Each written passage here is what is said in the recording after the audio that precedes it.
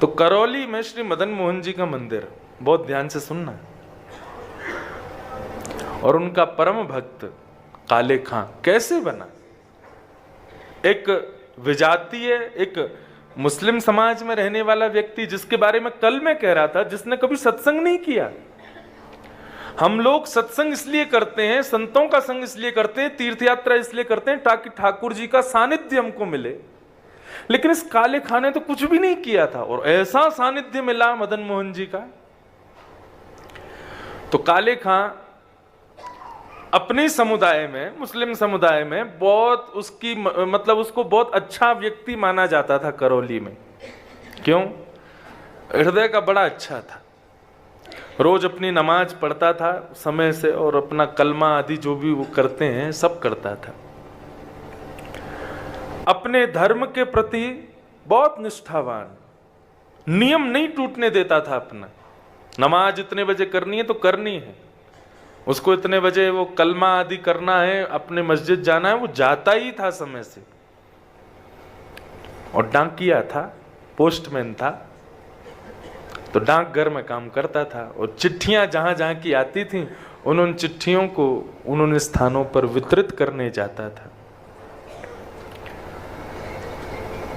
एक दिन चिट्ठियों के मध्य में एक चिट्ठी थी श्री मदन मोहन जी की। तो काले खां के पास जब चिट्ठी आई तो उसमें एक चिट्ठी थी मदन मोहन जी मंदिर की।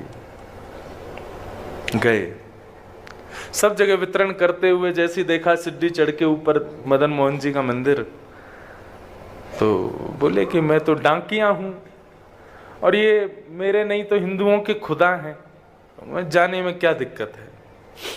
ऊपर चढ़ करके गए और जाकर के जो द्वारपाल था उस द्वारपाल को ही चिट्ठी दे दी उन्होंने, और कहा ये मंदिर की चिट्ठी आई है मदन मोहन जी की, तो जो भी मदन मोहन जी हो उनको दे देना।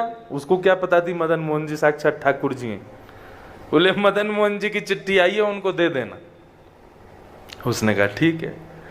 अब वो बाकी की चिट्ठियां अपनी रख रहे थे, इतने में ही द्वारपाल ने दरवाजा खोल के भीतर प्रवेश किया, और यहां चिट्ठी रखते हुए उन्होंने केवल दृष्टि उठा करके उस हल्की सी खुली हुई किवाड़ से भीतर ठाकुर जी के उस त्रिभंग ललित स्वरूप को देख लिया। और जैसे ही वो स्वरूप देखा, एक क्षण के लिए वो स्वरूप दिखा, और इतने में ही दरवाजा बंद कर दिया अंदर से द्वारपाल ने।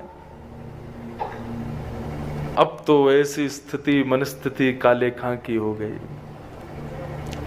उस सीढ़ियों से ऊपर से नीचे उतरने में 5 बार लड़खड़ा गए, और बार बार पीछे मुड़कर के देखें ये कौन था भीतर। ये ऐसे वंशी हाथ में लिए, त्रिभंग अपने दोनों पैरों को मोड़े हुए, मुकुट टेढ़ा सा धरे हुए, ये स्वरूप किसका है, ये कौन है। अब तो काले खां की ऐसी स्थिति हो गई कि वो नमाज पढ़ने जावे तो उसको ठाकुर जी दिखे, वो मस्जिद में अपने खुदा को वंदन करने जावे तो वहां उसको ठाकुर जी दिखाई दे, अपने घर लौट करके आवे और खिड़की पर बैठे बैठे मदन मोहन जी के मंदिर को ही देखते रहते हैं। वो बोले वो कौन है जो भीतर बैठा है। अब तो ऐसी स्थिति हो गई काले खां की कि अब रहा नहीं जा रहा बिना देखे। 1 दिन, 2 दिन, 3 दिन निकल गए, लेकिन 3 दिन में जब ऐसी स्थिति हो गई कि जैसे बिना श्वास के मानव हो जाता है, बिना जल के हमारा गला हो जाता है, ऐसी उनकी स्थिति हो गई काले खां की।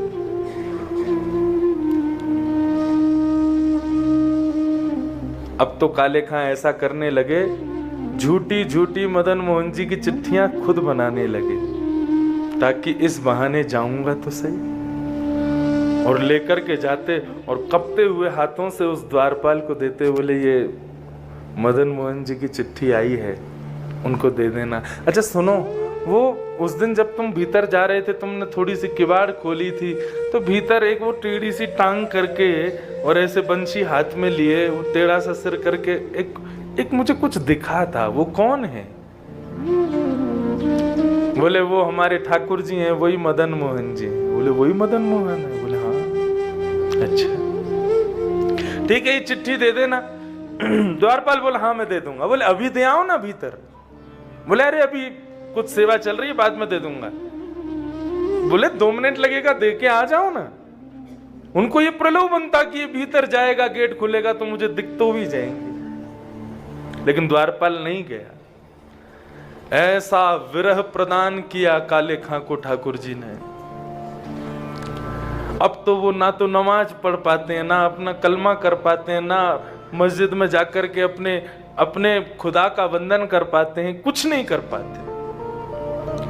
अब तो बस दिन रात वही स्वरूप, वही झांकी उनके मन में चलती है। काले खां कहते हैं, क्या कहते हैं?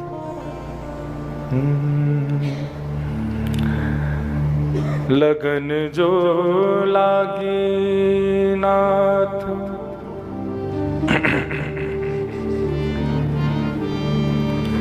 लगन जो लागी नाथ, ताको विस्तार कहाँ, भूख प्यास नेत्रा कछु, बादत नहीं सांवरे।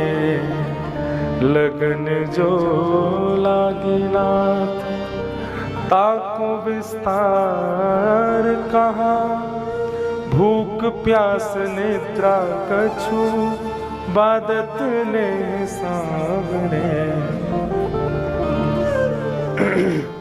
भोजन छोड़ दिया ठाकुर जी की स्मृति में। 1 दिन हो गया भोजन नहीं किया, 2 दिन हो गए भोजन नहीं किया, 3 दिन हो गए।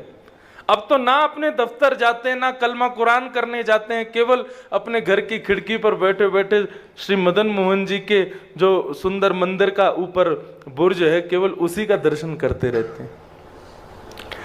मदन मोहन मूर्ति को बेग दर्शावो आप, एक एक क्षण कोटि कल्प समझावरे। हे मदन मोहन जी मुझे दर्शन दो। क्यों? क्योंकि आपके बगैर एक एक क्षण भी मुझे कल्प के समान लग रहा है। मुझे ऐसा लग रहा है कि ना जाने कितना युग बीत रहा है आपके दर्शन के बगैर। ऐसी स्थिति। सुंदर कटाक्ष तेरे निरखत आनंद होता, मेरी कही मान नैन नैनन ते मिलावरे। आपके सुंदर स्वरूप, सुंदर कटाक्ष को देख करके मेरो मन उन्हीं में ही अटक गयो है। हे नाथ, मुझे तो ऐसा लगता है मेरे कलमा कुरान और मेरे समुदाय के जो भी नियम हैं उनके पालन का मुझे फल आपके रूप में मिला है। ठाकुर जी का स्मरण करते। रात्रि में जब 3 दिन हो गए तब ठाकुर जी को शयन करा रहे थे गोस्वामी जी, और शयन के समय पर एक बंटा भोग ठाकुर जी के पास रखा जाता है। रात में अगर भूख लगे तो ठाकुर जी उसमें से कुछ पा लेंगे। उस बंटा भोग को रख करके गोस्वामी जी कपाट बंद करके चले गए, और यहाँ बैठे बैठे काले खां, ताज खां बैठ करके ठाकुर जी का सुंदर स्तवन कर रहे थे। इतने में ही एक दिव्य प्रकाश उनके कक्ष में प्रकट हो गया। बिल्कुल मूर्छा की अवस्था में जब आ गए, भूख प्यास से व्याकुल होकर के, तभी एक दिव्य प्रकाश दिखाई दिया, और जैसे तैसे नेत्रों को छुपा करके उन्होंने जैसे ही अपने कक्ष में देखा तो सामने बंटा भोग हाथ में लिए साक्षात श्री मदन मोहन जी खड़े हुए हैं। मदन मोहन जी बैठ गए। अब तो जैसे ही उनका स्वरूप देखें, स्वरूप देख करके आनंदित हो गए, नेत्रों से अश्रुधार बहने लगी। ठाकुर जी अपने कर कमलों से अपना जो बंटा भोग है उसी के भोग का ठाकुर जी उनको रसस्वादन करा रहे हैं, उनको खिला रहे हैं। कितने कृपालु हैं नाथ। एक म्लेच्छ के ऊपर जिसने कभी जप नहीं किया, कोई नियम नहीं किया, कोई तप नहीं किया, कोई साधना नहीं की, किसी भी प्रकार से ठाकुर जी के योग की उसके भीतर एक गुण नहीं है, लेकिन ठाकुर जी उस पर कृपा करने के लिए पहुंच गए।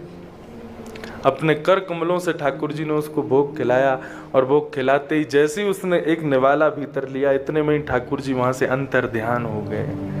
अपना दर्शन करा के ठाकुर जी वहां से अंतर ध्यान, रात भर मूर्छावस्था में पड़े रहे।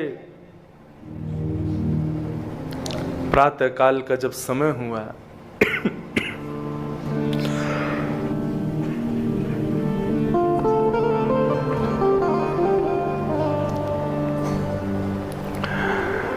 सुबह का जब समय हुआ, गोस्वामियों ने ठाकुर जी को उत्थापन करके जैसे ही सब सामग्री देखी तो वहां पर बंटा भोग नहीं था।